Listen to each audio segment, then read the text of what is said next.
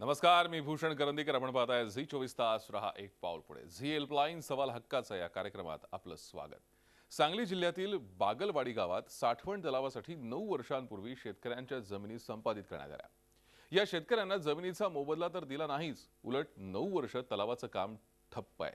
शेती उद्ध्वस्त झाली आणि पाणीही मिळत नाहीये. त्यामुळे तेल गेलं, तूपही गेलं आणि हाती आलं धुपाटणं असं म्हणण्याची वेळ इथल्या ग्रामस्थांवर आली आहे. सांगली जिल्ह्यातला जत हा कायम दुष्काळी तालुका. या तालुक्यातील बागलवाडी या गावात 2009 साली साठवण तलाव मंजूर झाला. त्यासाठी गावातल्या 150 शेतकऱ्यांची 60 हेक्टर जमीन संपादित करण्यात आली. 2009 साली या शेतकऱ्यांच्या जमिनी संपादित करण्यात आल्या.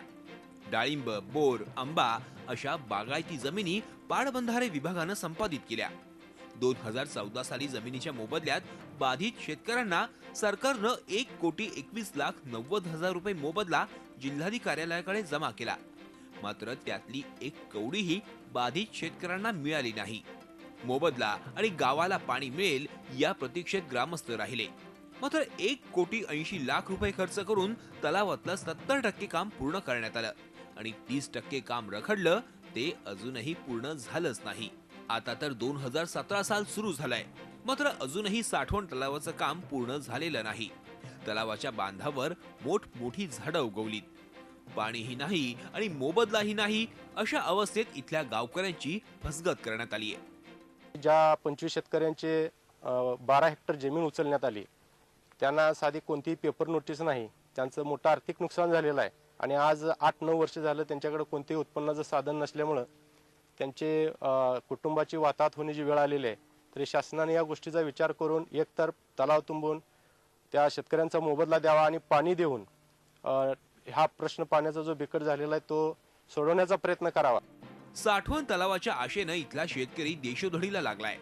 शेतकऱ्यांवरचा हा अन्याय पाहून गावातील नानासाहेब खांडेकर यांनी पाटबंधारे विभागापासून पंतप्रधान कार्यालयापर्यंत सगळीकडे तक्रारी केल्या. फेसबुक, ट्विटर, व्हॉट्सअप यांसारख्या सोशल साईटचा आधार घेतला, मात्र त्याचा काही एक उपयोग झाला नाही. अखेर त्यांनी झी हेल्पलाईन मार्फत यावर तोडगा काढण्याचा निर्णय घेतला. तलावाच्या कामासाठी प्रत्येक मंत्र्याकडे मी तक्रार केलेली आहे. मी मुख्यमंत्री साहेबांना पण ह्याची दखल घ्यावी म्हणून पत्र लिहिलं गेलं, तरी सुद्धा अजून मुख्यमंत्री साहेबांनी आपल्याला कोणत्याही प्रकारचं उत्तर दिलेलं नाही. त्यानंतर मी सर्व ग्रामस्थांकडून एक सहमती पत्र घेऊन सगळ्या मंत्री यांना ट्विट केलं गेलं, तरी सुद्धा त्या कोणत्याही मंत्र्यांनी मला आतापर्यंत उत्तर दिलेलं नाही.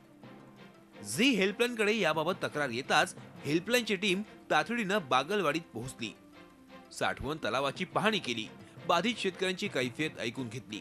एकीकडे शेतीचं नुकसान तर दुसरीकडे पाण्याची टंचाई. यामुळे शेतकरी पार खचून गेले होते. मागणी करूनही गावात पाण्याचे टँकर येत नव्हते. साठवण तलावात 10 विहिरींचा बळी गेला होता. बरेच दिवस झालं काम रखडलेलं आहे. शेतकऱ्यांची त्याच्यामुळे पिळवणूक झालेली आहे. तरी लवकरात लवकर तलावाचं काम पूर्ण व्हावं. गावकऱ्यांच्या या समस्या घेऊन झी हेल्पलाईनच्या टीमनं जत येथील पाटबंधारे विभागाचं कार्यालय गाठलं. सहाय्यक अभियंता धनाजी पाटील यांची भेट घेतली. गावकऱ्यांची कैफियत त्यांना सांगितली. जमीन संपादन प्रक्रियेत दिरंगाई झाल्याचं त्यांनी मान्य केलं. त्याचबरोबर नवीन भूसंपादन कायदा झाल्यानं नवीन कायद्याप्रमाणे जमीन संपादित करावी लागणार असल्याचंही ते म्हणाले. पाटबंधारे विभागाकडून लवकरच शेतकऱ्यांना चौपट मोबदला देऊ आणि तलावाचं काम लवकरात लवकर पूर्ण करू असं आश्वासनही त्यांनी दिलं. की आपण लगेच त्या नवीन नियमानुसार प्रस्ताव सादर करून साधारण लोकांना पहिली जे तिथं जे आता गुंठ्याचा जो दर आहे, त्यांचा हेक्टरी दर आहे, त्याच्या साधारण 4.5 ते 5 पट लोकांना त्याचा फायदा होणार आहे. आणि नवीन नियमानुसार प्रस्ताव सादर करून त्याला संमती घेऊन त्यानंतर ती जी अमाऊंट नवीन नियमानुसार जी येईल ती आपल्याला अंदाजपत्र घालावं लागेल. त्यामुळे रिवाईज करावं लागेल आणि रिवाईज केल्यानंतर रिवाईज मंजूर होऊन लोकांना पैसे अवॉर्ड झाल्यानंतर आपण लवकरच तात्काळ काम सुरू करणार. आश्वासन तर तात्काळ मिळालंय, मात्र या शेतकऱ्यांच्या मागण्या पूर्ण होत नाहीत तोपर्यंत झी हेल्पलाईन याचा पाठपुरावा करतच राहील. कारण सवाल शेतकऱ्यांच्या हक्काचा आहे. रवींद्र कांबळे, झी मीडिया, सांगली. झी 24 तास. रहा एक पाऊल पुढे.